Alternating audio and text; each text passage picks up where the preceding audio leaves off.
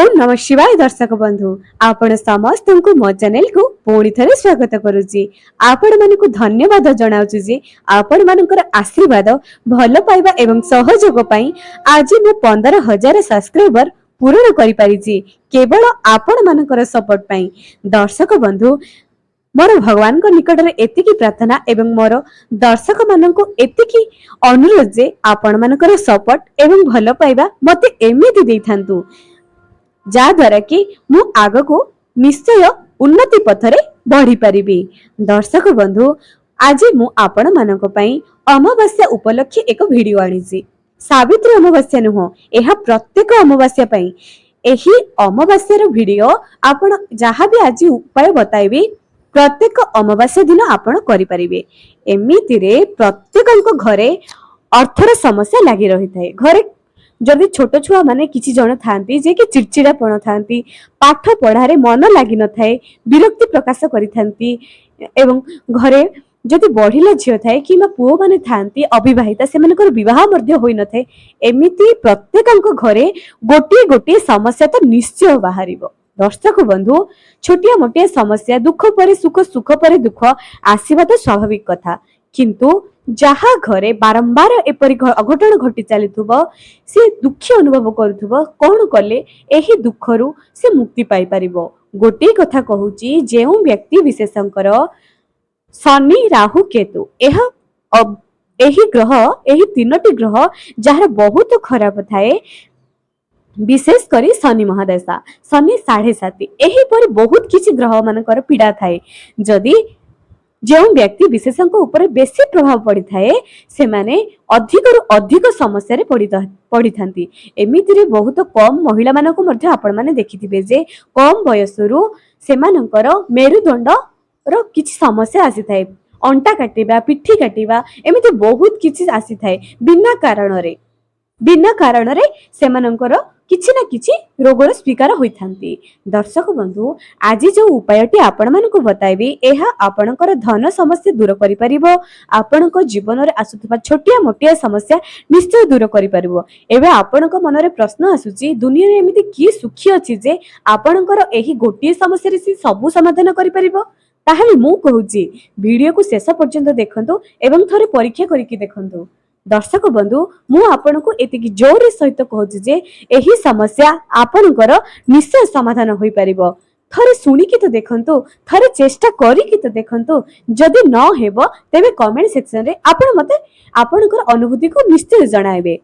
एबे आउ गोटे कथा जेते बेले आमे अन्य मानकर वीडियो देखे किबा मोर वीडियो आपण माने देखुचंती किछि उपाय करूचंती एवं आपण हां चलंतु टिके ट्राई करिबा एमिति भावना नहीं जो व्यक्ति विशेष कौन उपाय करती से माने सिद्धि करि पारंती नाही। विश्वास कहीं कह जाइए विश्वास मिलती हरि बोली सेति पई तो आम हिंदू धर्म रे पत्थर को मध्य भगवान कर जीवन्यास दे पूजा करा जाए पत्थर रो मूर्ति बाहर करा जाए। जदि विश्वास न थांता एही दुनिया रे भगवान न थांते भगवान तो आपन को देखा जाउंत नाही किपरि विश्वास करंती जे भगवान अछंती बोली आपण तांकर अनुभव करिसेंती ना भगवान का सत्ता को अनुभव करिसेंती ना ठीक सही परी जदि कोनोसी उपाय आपण माने करबा पई चाहुचंती प्रथमे विश्वास रखंतु विश्वास आनंतु जदि विश्वास नाही तेबे से उपाय रे मध्ये कोनोसी कार्य नाही। आपण जहांकर वीडियो देखंतु ना काहे एवं दर्शक बंधु आ गोटे कथा कहूची जे आज मु आपण मानको जे वीडियो बताउची जहाँ भी उपाय करे ए सब मु निज जीवन रे प्रथम कार्यकारी करिछि मु सफलता मध्य पाइछि। एमिति याडू सियाडू कथा किंबा कोनोसी मनगोड़ा कहानी आपनक सामना को आनी नाही प्रथमे मु निजे करिछि एवं मो परिवार रे सदस्य माने मध्य एहा को करिसेंती एवं लाभकारी मध्य होइसेंती। तेनु आपण मानक पई मु एही सुंदर वीडियो आनी दोछि चलंतु आ डेरी न करी आज सही अमावास्यार से उपाय सब जानिबा कौन कले आपनक जीवन रे समस्या धीरे धीरे दूर होई परिबो। प्रथमे शनिदेव जदि कोप दृष्टि पकांती सही व्यक्ति तली तळांत होई जाय। आपण कोन करिवे एही अमावास्या दिन छत्ता किणी आनिबे आपण तार पूर्व दिन किणी की आनी दियंतु कला रंगर छत्ता पूर्व दिन किणी की आनी दियंतु किणी की आनी देई एही अमावास्या दिन गरीब व्यक्ति विशेष मानकु गरीब लोक मानकु गोटे छता हेउना काहेकि ଦାନ ଦେଇ ଦିଅନ୍ତୁ, ବାସ୍ ବେଶୀ କିଛି କରିବାର ନାହିଁ। ଗୋଟିଏ କଳା ରଙ୍ଗର ଛତା ଆଣିବେ, ଅମାବାସ୍ୟା ଦିନ ଦାନ କରିଦେବେ, ବାସ୍।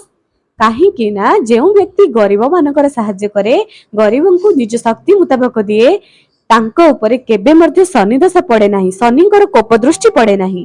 ଏବେ ଦ୍ୱିତୀୟ ଉପାୟ, ଗୋଟିଏ କୋଟରୀରେ, ଗୋଟିଏ ଛୋଟ କୋଟରୀରେ ଆପଣ ତେଲ, ସୋରିଷ ତେଲ ଭରି କରି ନିଅନ୍ତୁ, କୌଣସି ଗରିବ ଲୋକମାନଙ୍କୁ ଦାନ କରିଦିଅନ୍ତୁ। ଯଦି ଆପଣ ମାନଙ୍କ ପାଖରେ ଗରିବ ଲୋକ ନାହିଁ, ଆପଣଙ୍କ ଘରକୁ ଯଦି କେହି କାମ କରିବା ପାଇଁ ଆସୁଛନ୍ତି, ଆପଣ ତାଙ୍କୁ ମଧ୍ୟ ଛତା ଦେଇପାରିବେ କିମ୍ବା ସେହି କୋଟରୀରେ ପୂର୍ଣ୍ଣ ହୋଇଥିବା ତେଲକୁ ମଧ୍ୟ ଦାନ ଦେଇପାରିବେ। ଆପଣ ଏହା କେତେ ଦିନ କରିବେ? ଯେତେ ଦିନ ଯାଏଁ ଆପଣଙ୍କର ସମସ୍ୟା ଦୂର ନ ହୋଇଛି। ଦର୍ଶକ ବନ୍ଧୁ, ଏବେ ଆପଣଙ୍କୁ ପ୍ରଶ୍ନ ଆସିବ, ଆମର ତ ସେତିକି ସାମର୍ଥ୍ୟ ନାହିଁ, ଆମେ କଣ କରିବୁ? ତେବେ ଆପଣ ଗୋଟିଏ ଦିନ ଛତା ଦାନ କରିଦିଅନ୍ତୁ ଏବଂ ଅନ୍ୟ ଦିନ ମାନଙ୍କରେ ଟଙ୍କାଟେ ସଞ୍ଚୟ କରି ଆପଣ ପ୍ରତ୍ୟେକ ଦିନ ଯଦି ଟଙ୍କାଟେ ସଞ୍ଚୟ କରିବେ, ତେବେ 30 ଟଙ୍କା ତ 30 ଦିନରେ ସଞ୍ଚୟ ନିଶ୍ଚୟ କରିଦେବେ। ବାସ୍, ଏଇ ଅମାବାସ୍ୟାର ଆର ଅମାବାସ୍ୟା 30 ଟଙ୍କା ସଞ୍ଚୟ କରନ୍ତୁ, ଗୋଟିଏ ଗରିବ ଲୋକକୁ ଆଟଲିଷ୍ଟ 30 ଟଙ୍କା ମଧ୍ୟ ଦେଇ ଦିଅନ୍ତୁ, କିନ୍ତୁ ଗରିବ ମାନଙ୍କୁ ସାହାଯ୍ୟ କରନ୍ତୁ। ଅମାବାସ୍ୟା ଦିନ, ଶନିବାର ଦିନ ନିଶ୍ଚୟ ଦାନ ଦିଅନ୍ତୁ। ଏହାର ବହୁତ ଫଳ ଥାଏ, ବହୁତ ଲାଭ ଆପଣ ମାନେ ଉଠାଇ ପାରିବେ। ଥରେ ପରୀକ୍ଷା ତ କରନ୍ତୁ। ଏଥିରେ ତ ଆପଣଙ୍କର ବେଶୀ କିଛି ଖର୍ଚ୍ଚ ମଧ୍ୟ ହେବ ନାହିଁ, ସମୟ ମଧ୍ୟ ନଷ୍ଟ ହେବ ନାହିଁ। ଥରେ କରିକି ତ ଦେଖନ୍ତୁ ଦର୍ଶକ ବନ୍ଧୁ। ଏବଂ ଆଉ ଗୋଟିଏ କଥା, ଶନିଦେବ ପାଦ, ଯଦି ଯେଉଁ ବ୍ୟକ୍ତି ବିଶେଷ ମାନଙ୍କର ପାଦ ଗନ୍ଧିଆ ଥାଏ, ଲେଡି ବାରମ୍ବାର ଫାଟୁଥାଏ ଏବଂ ପାଦ ସଫା ନଥାନ୍ତି, ପାଦରୁ ଦୁର୍ଗନ୍ଧ ଆସୁଥାଏ, ଏହି ବ୍ୟକ୍ତି ବିଶେଷ ମାନଙ୍କ ଉପରେ ସଦା ସର୍ବଦା ଶନିଦେବଙ୍କର କୋପ ଦୃଷ୍ଟି ପଡିଥାଏ। ସେମାନେ ଯେତେ ବି ଟଙ୍କା ରୋଜଗାର କରିବେ ପାଣି ପରି ସରିଯାଏ। ସେଥିପାଇଁ ତ କୁହାଯାଏ ଯେ ନିଜ ପାଦକୁ ସଫା ରଖନ୍ତୁ। ପାଦକୁ ସଫା ରଖିବା ଦ୍ୱାରା ମା ଲକ୍ଷ୍ମୀ ମଧ୍ୟ କୃପା କରନ୍ତି ଏବଂ କେବେ ମଧ୍ୟ ଆପଣ ଶନି ଦଶା ପାଇପାରିବେ ନାହିଁ। କେବେ ମଧ୍ୟ ଆପଣଙ୍କ ଜୀବନରେ ଶନି ଦଶା ଆସିବ ନାହିଁ। ହଁ ଦର୍ଶକ ବନ୍ଧୁ, ତେବେ ଆପଣ କଣ କରିପାରିବେ? ଯଦି ଆପଣ ଚମଡ଼ାର କୌଣସି ଜୋତା ଆପଣ ଗରିବ ବ୍ୟକ୍ତି ମାନଙ୍କୁ ଦାନ ଦେଇପାରନ୍ତି, ତେବେ ଆପଣଙ୍କ ଜୀବନରୁ ସବୁ ସମସ୍ୟା ଦୂର ହୋଇଯିବ। ଏବେ ପ୍ରଶ୍ନ ଆସୁଛି, ଚମଡ଼ା ଜୋତା ହୁଏତ ଅଧିକ ଦାମୀ ହୋଇଥାଇପାରେ, ଠିକ ଅଛି, ଆପଣଙ୍କ ଶକ୍ତି ମୁତାବକ ଆପଣ ନର୍ମାଲ ଜୋତା ମଧ୍ୟ ଦେଇପାରିବେ, ସେ ଗରିବ ଛୋଟ ଛୁଆଙ୍କୁ ହଉନା କାହିଁକି, କିନ୍ତୁ ଗରିବ ଲୋକମାନଙ୍କୁ ନିଶ୍ଚୟ ଦାନ ଦିଅନ୍ତୁ। ମନେ ରଖନ୍ତୁ ଦର୍ଶକ ବନ୍ଧୁ। ଏବେ ଆଉ ଗୋଟିଏ ଉପାୟ, ଯଦି ଆପଣଙ୍କର ସେତିକି ସାମର୍ଥ୍ୟ ଅଛି, ଏହି ଅମାବାସ୍ୟା ଦିନ କିଛି ଅନ୍ନ ଦାନ ଦେଇ ଦିଅନ୍ତୁ। ନିଜେ ଘରୁ କିଛି ରୋଷେଇ ଘରୁ କିଛି ଜିନିଷ ବାହାର କରିଦିଅନ୍ତୁ, ଯାହାକି ଗୋଟିଏ ବ୍ୟକ୍ତିର ପେଟ ପୁରିଯିବ। ଯଦି ଆପଣଙ୍କର ଶକ୍ତି ଅଛି, ରୋଷେଇ କରି ଗୋଟିଏ ଲୋକଙ୍କୁ ଖାଇବାକୁ ଦେଇ ଦିଅନ୍ତୁ। ଅମାବାସ୍ୟା, ପୂର୍ଣ୍ଣିମା, ସଂକ୍ରାନ୍ତି ଏହି ପ୍ରତ୍ୟେକ ମାସରେ ଆସିଥାଏ ଏବଂ ଏହି 3 ଦିନ ଯେଉଁ ବ୍ୟକ୍ତି ବିଶେଷ ମାନେ ଦାନ ଧର୍ମ କରିଥାନ୍ତି, ପୂଜା ପାଠରେ ମନ ଲଗାଇଥାନ୍ତି, ତେବେ ସେମାନଙ୍କ ଜୀବନରେ ଦୁଃଖ କେବେ ମଧ୍ୟ ଆସେନି ଏବଂ ଛୋଟିଆ ମୋଟିଆ ଦୁଃଖ ତ ଭଗବାନଙ୍କର ବି ଆସିଥିଲା, ଭଗବାନ ବି ଦୁଃଖ ପାଇଥିଲେ। 14 ବର୍ଷ ବନବାସ ଯାଇଥିଲେ, ତାପରେ ମଧ୍ୟ ସେ କଣ ଭାଙ୍ଗି ପଡିଥିଲେ? ଆମକୁ ଏହି କଳି ଯୁଗର ମଣିଷ ମାନଙ୍କୁ ଏହା ହିଁ ଶିକ୍ଷା ଦେଇଛନ୍ତି, ଦୁଃଖରେ ଭାଙ୍ଗି ପଡିବାନି, ଲଢିବା, ଶେଷ ପର୍ଯ୍ୟନ୍ତ ଲଢିବା ଏବଂ ଯିଏ ହାର ନ ମାନି ଶେଷ ପର୍ଯ୍ୟନ୍ତ ଲଢିଥାଏ ସେ ନିଶ୍ଚୟ ଜିତେ। ଦର୍ଶକ ବନ୍ଧୁ, ଆପଣଙ୍କ ଜୀବନରେ ଯେତେ ବି ସମସ୍ୟା ଆସୁନା କାହିଁକି ହାର ମାନନ୍ତୁନି। ଛୋଟିଆ ଛୋଟିଆ ଉପାୟ ହିଁ ଆପଣଙ୍କ ଜୀବନ ବଦଳାଇ ପାରିବ। ହଁ ଦର୍ଶକ ବନ୍ଧୁ, ଯେଉଁଠି ବଡ ବଡ ସମସ୍ୟା ସମାଧାନ ହୋଇପାରିନଥାଏ, ବଡ ବଡ କାର୍ଯ୍ୟ, ବଡ ବଡ ପୂଜା ପାଠ କାମ ଦେଇନଥାଏ, ଠିକ ସେହି ସମୟରେ ଛୋଟ ଛୋଟ ଉପାୟ ହିଁ କାମ ଦେଇଥାଏ। ଏବେ ଆପଣଙ୍କୁ ପ୍ରଶ୍ନ ଆସିବ ଯେ ଛୋଟିଆ ଛୋଟିଆ ଉପାୟ କାମ ଆସିଯିବ, କେତେ ବଡ ବଡ ପୂଜା ପାଠ କଲେ ଯଦି କାର୍ଯ୍ୟ ସିଦ୍ଧି ନ ହେଉଛି, ଛୋଟିଆ ଛୋଟିଆ ଉପାୟରେ କାର୍ଯ୍ୟ ସିଦ୍ଧି ହୋଇଯିବ। ଦର୍ଶକ ବନ୍ଧୁ, ଯେତେବେଳେ ପ୍ରଭୁ ରାମଚନ୍ଦ୍ର ସେତୁ ବନ୍ଧ ନିର୍ମାଣ କରିଥିଲେ, ଗୁଣ୍ଡୁଚି ମୂଷାଟିଏ, ଛୋଟିଆ ମୂଷାଟିଏ, ସେ ବି ତ ଭଗବାନଙ୍କ କାର୍ଯ୍ୟରେ ଆସିଥିଲା ନା। ତ ଏହି ଛୋଟିଆ ଛୋଟିଆ ଉପାୟ କିପରି ଆମ ଜୀବନରେ କାମରେ ଆସିବନି?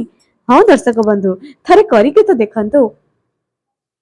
ଏବଂ ଏହି ଦିନରେ ଯଦି ଆପଣ ବଟ ଗଛ, ଅସ୍ତ ଗଛ ଗୋଟିଏ ଜାଗାରେ ତ ନିଶ୍ଚୟ ଥିବେ, ଆପଣ ଯଦି ପୂଜା କରନ୍ତି ସକାଳ 8:30 ଭିତରେ, ସକାଳ 6ଟାରୁ ସକାଳ 8:30 ଭିତରେ ଗୋଟିଏ ଘିଅର ଦୀପ, ଧଳା ପୁଷ୍ପ ଟିକେ ଏବଂ ଗୋଟିଏ ପାତ୍ର, ଗୋଟିଏ ତମ୍ବାର ଢାଳରେ କିମ୍ବା ପିତ୍ତଳ ଢାଳରେ ଜଳ ପୂର୍ଣ୍ଣ କରି ସେଥିରେ କିଛି ହଳଦୀ ପକେଇ ଲକ୍ଷ୍ମୀ ନାରାୟଣଙ୍କ ଉଦ୍ଦେଶ୍ୟରେ ପାଣି ଢାଳି ଦିଅନ୍ତୁ।